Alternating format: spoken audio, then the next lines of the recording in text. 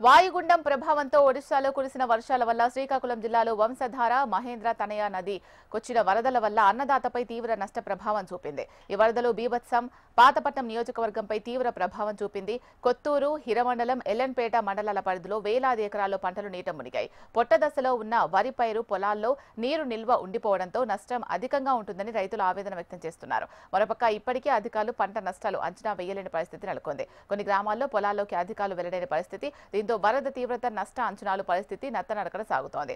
రైతులు ఎవరూ ఇబ్బంది పడనక్కర్లేదని, క్షేత్రస్థాయిలో పర్యటిస్తామని, రెవెన్యూ అధికారుల సహకారంతో వాస్తవాలు నమోదు చేస్తామని వ్యవసాయ అధికారులు తెలుపుతున్నా రైతుల్లో ఆందోళనలు తగ్గడం లేదు.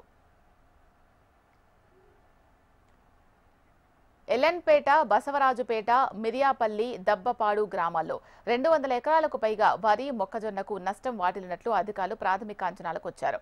ఇక కొత్తూరు మండలంలోని సిరుసువాడ, కుంటిబద, వసప, నివగాం, మదనాపురం, సోమరాజపురం, ఆకులతంపర, హంస, మాతల, మాకవరం, పొన్నుటూరు పంచాయతీల్లో రైతులకు తీవ్ర నష్టం మిగిల్చాయి. దాదాపు 2000 ఎకరాల్లో వరి, అరటి, మొక్కజొన్న, చెరుకు, కూరగాయల పంటలు మునిగిపోయాయి. ఇప్పటికీ పంటల వద్దకు వెళ్లలేని దుస్థితి. హిరమండలం మండలంలోని గులుమూరు, గొట్ట, చొల్లంగి, అక్కరాపల్లి, తుంతపంపర, కల్లట, జుల్లేడుపేట, కోరాడ, సుభలాయ గ్రామాల్లో సుమారు 800 ఎకరాల్లో వరి, కూరగాయల పంటలు నీట మునిగాయి.